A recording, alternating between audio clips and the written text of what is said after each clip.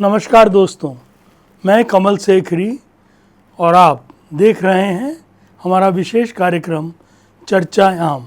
दोस्तों, बहुत पुरानी कहावत है कि जब तक आदमी जीवित रहता है उसकी कोई वैल्यू, उसकी कोई कीमत, उसकी कोई मान सम्मान हम नहीं आंकते, और मरने के बाद उसकी कीमत बढ़ जाती है, उसका मान सम्मान बढ़ जाता है और हम उसके अनुयायी बन जाते हैं, वो हमारा आदर्श बन जाता है। पंजाबी में गीत है, उसकी 2 लाइनें बड़ी कारगर हैं। मर्दे नू पूछे सारी दुनिया, जूंदे दी कीमत कुछ भी नहीं। कि जो व्यक्ति हमारे बीच नहीं रहता, स्वर्ग से धार जाता है, उसको सारी दुनिया पूछती, और जब तक वो हमारे बीच रहता है, जीवित रहता है, उसकी कोई कीमत नहीं होती हमारी नज़र में, हम उसे कोई वैल्यू ही नहीं देते। ऐसा ही भारत रत्न डॉक्टर भीमराव अंबेडकर जी के साथ हो। उनकी क्या योग्यता है, उन्होंने देश को क्या दिया। देश को एक लोकतांत्रिक तरीके से चलाने का संविधान दिया, एक ग्रंथ दिया, जीवन को एक प्रक्रिया, एक सार्थक रूप में चलाने का नियम दिया, अद्भुत योगदान दिया। लेकिन हमने जब तक वो जीवित रहे उनकी कोई वैल्यू नहीं की। राजनीतिक कारण, कुछ कारण तो ये रहे कि साहब ये अगर राजनीति में ज़्यादा सक्रिय हो गए, कुछ चुनाव ज़्यादा जीत कर आ गए, और जिस समुदाय और वर्ग विशेष से आते हैं उनकी संख्या बहुत बड़ी है, अगर उन्होंने इनको अपना नेता मान लिया, इनका नेतृत्व स्वीकार कर लिया, तो इनका कद तो बहुत बड़ा हो जाएगा, हम लोग कहाँ रह जाएंगे। और दूसरी तरफ संविधान ने हमको बताया कि लोकतंत्र में एक समानता है, हिंदू, मुस्लिम, सिख, ईसाई सब एक समान हैं, सबका एक अधिकार है। देश में एक समानता के साथ चलना चाहिए और चलना पड़ेगा, यही संविधान है, हमारा शास्त्र है। लेकिन एक वर्ग विशेष रहा उस समय, आरएसएस, जो चाहता था कि हिंदुस्तान किसी तरह से हिंदू राष्ट्र की तरफ बढ़े, इस पे हिंदू राष्ट्र की मोहर लगे, तो उसको संविधान स्वीकार नहीं था। और डॉक्टर अंबेडकर के जीते जी बड़ा निरादर हुआ उनका। संविधान की कॉपियां कई जगह देश में सार्वजनिक रूप से जलाई गईं, ये कहकर कि संविधान हमें मान्य नहीं है। इतना ही नहीं, डॉक्टर अंबेडकर के पुतले फूके गए कि साहब गलत संविधान बनाया है, ऐसे व्यक्ति के पुतले फूके जाए। इतना भरी नहीं, उनकी शव यात्राएं निकाली गई। इतना सब कुछ हुआ। डॉक्टर अंबेडकर हालांकि आज़ादी के बाद बहुत अधिक दिन नहीं रह पाए, 1956 में उनका स्वर्गवास हुआ। तंग आकर, परिस्थितियों से तंग आकर उन्होंने अपना धर्म बदल लिया।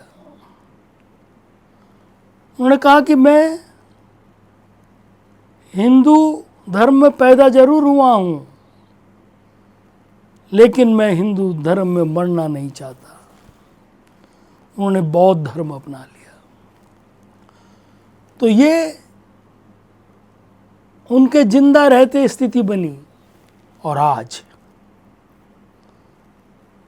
आज की बदलती परिस्थितियों में हम राजनीतिक समीकरण बिठाकर, राजनीतिक मूल्यांकन कर कर उनकी जयंती बना रहे हैं, उनके अनुयायी हो गए, उन्हें अपना आदर्श बोलने लगे। देश के एक कोने से दूसरे कोने तक सभी राजनेता अपनी श्रद्धा सुमन अर्पित कर रहे हैं।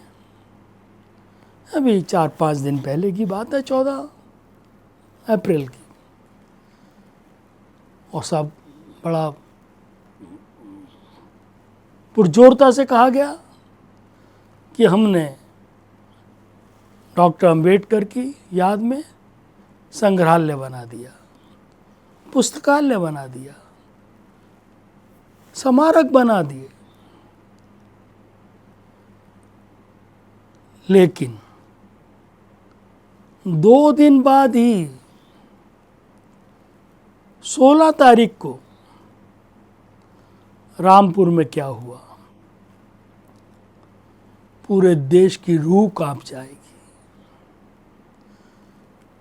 डॉक्टर बाबा साहब अंबेडकर की आत्मा उसको देखकर सुनकर बिलखेगी। उनकी आत्मा उन्हीं को झिझकोरेगी कि ये कर क्या रहे हैं, मैंने संविधान क्या दिया था और ये कर क्या रहे हैं। रामपुर में 12 साल की एक बच्ची जो मूक बगीर, बोल नहीं सकती, सुन नहीं सकती, दलित परिवार से है, उसे एक दरिंदे ने दबोच लिया और वासना की पूर्ति के लिए उस पर क्या क्या क्या क्या दरिंदगी अपनाई, वो सोचते हुए भी रूह कांपती है। बुरी तरह से घायल किया उसे अपने कब्जे में लाने के लिए,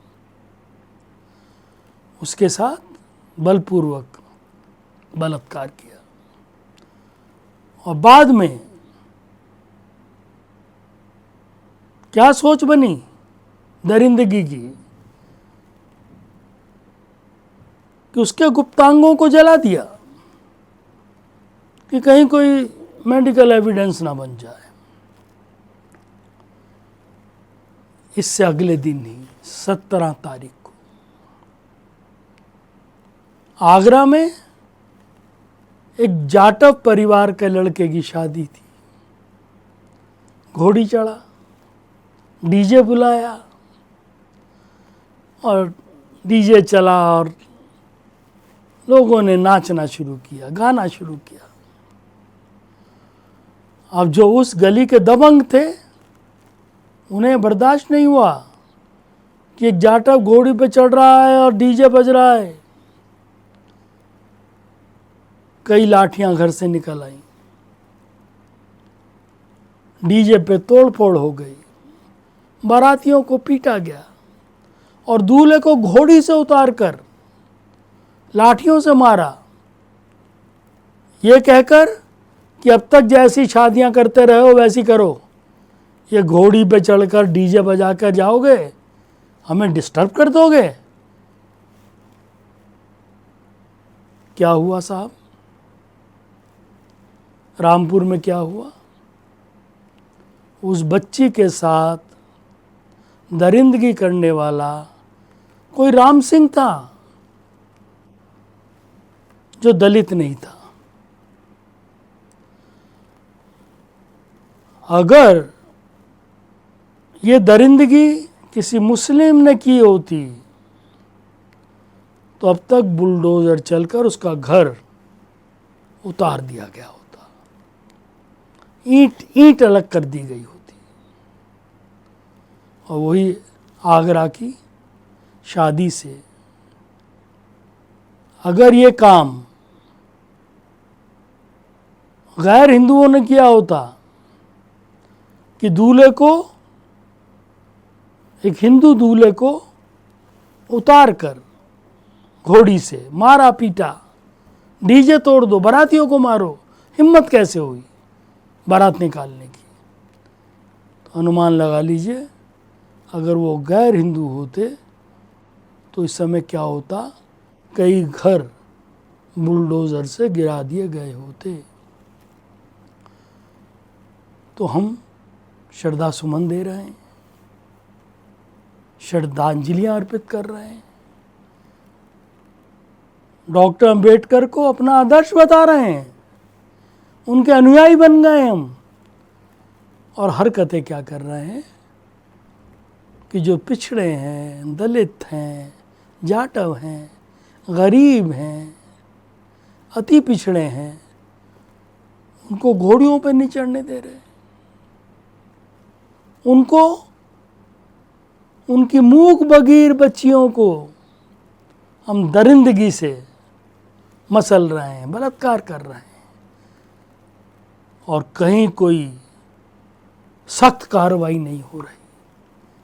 इससे पहले भी आगरा में वो जो सांसद महोदय के घर पे हुआ, वो सबने देखा कि एक दलित सांसद के घर, हम नहीं मानते इस बात को कि वो दलित की वजह से हुआ होगा, लेकिन जिन लोगों ने भी हमला किया, करनी सेना, बंदूकें हाथ में, तलवारें हाथ में, लाठियां हाथ में, तोड़ फोड़ कर दी घर की, और कहा साहब जीभ काट दें, गर्दन काट दें। 14 लोग गिरफ्तार हुए। कहाँ गए वो 14 लोग? करनी सेना के थे, छोड़ दिए गए, मुचलकों पे छोड़ दिए गए। तो ये देश आज संविधान से अलग हटकर कहाँ जा रहा है?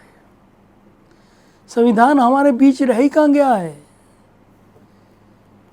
जो आचरण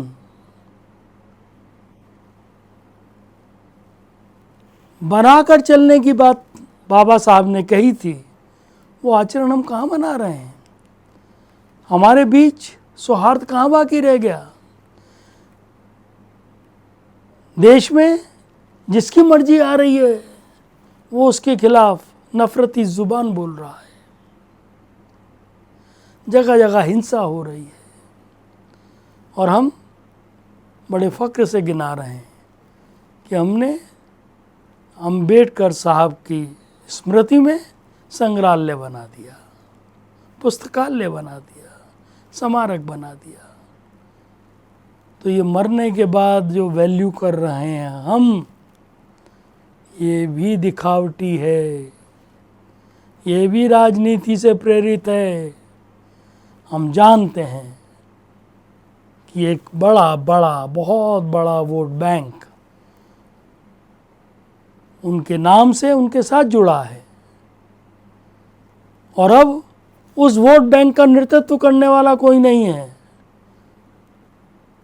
मायावती जी अब राजनीतिक परिदृश्य से अलग हो गई। किन कारणों से हो गई, वो अलग जांच का मामला है, लेकिन वो बोलने की हिम्मत नहीं कर पाती, सत्ता के खिलाफ दम ठोक कर सड़क पर आने की हिम्मत नहीं कर पाती। तो कौन देखेगा, कौन आवाज़ उठाएगा? और देश ऐसे ही किस रास्ते चला जाएगा? तो ये कहावत तो अलग रही कि साहब जिंदे की कीमत कुछ नहीं थी और मरने के बाद उसकी कीमत हो रही है। यहाँ मरने के बाद भी कीमत दिखावटी हो रही है। हमको विचार करना चाहिए, ये राजनीतिक दिखावट से देश को कहीं अलग रखना चाहिए। आप भी विचार करें, हम भी कर रहे हैं, और इस चैनल को नियमित सब्सक्राइब कीजिए। हम कुछ ना कुछ ऐसा आपको बताते ज़रूर रहेंगे जो आपको अंदर की बातें बताएगा। नमस्कार।